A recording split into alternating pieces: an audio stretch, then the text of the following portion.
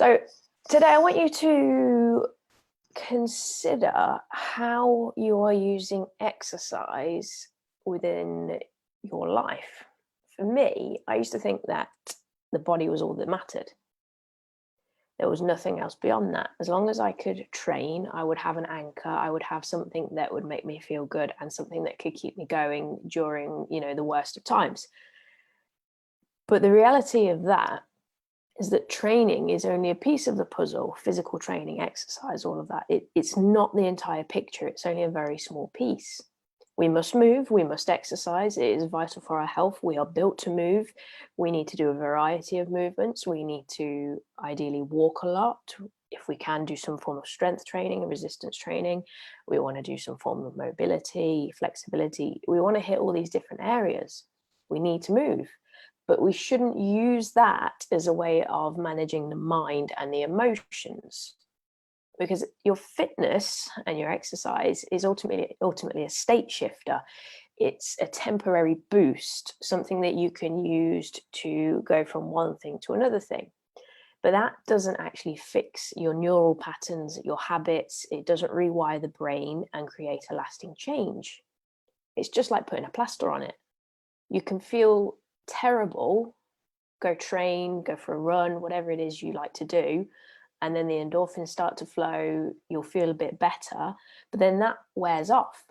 And then what's left? You're back to where you were, where you've always been.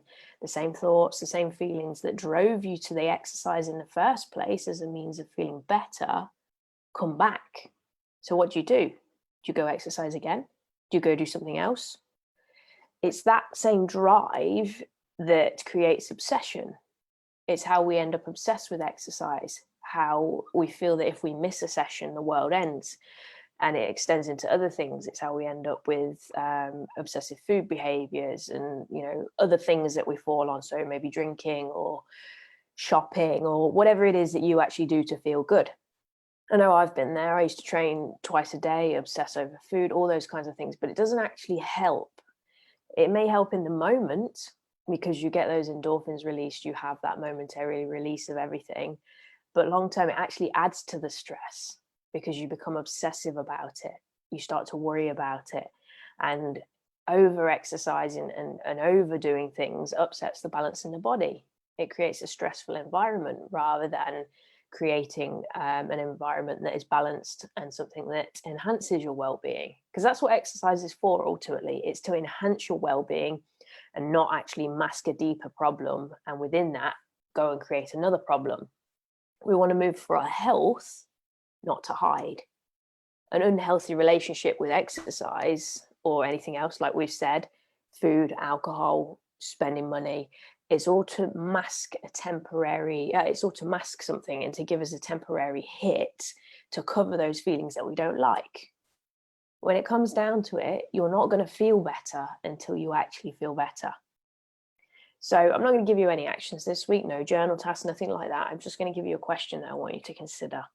How are you using exercise in your life? Are you using it as a tool for your health, or are you using it as a plaster? Is it something that you're doing for your benefit, for your wellness, or are you using it as a means of avoidance or dealing with things that you don't actually know how to deal with? And you can switch out exercise for anything. You can switch it out for alcohol, food, any of those kinds of things that you use to make yourself feel better. The same applies. So think about that. Let me know your thoughts on it. And just drop them in the comments, or if you would rather send me a message privately, please feel free, and just have a think. How are you using exercise? Are you using it for your wellness, or are you using it as a plaster?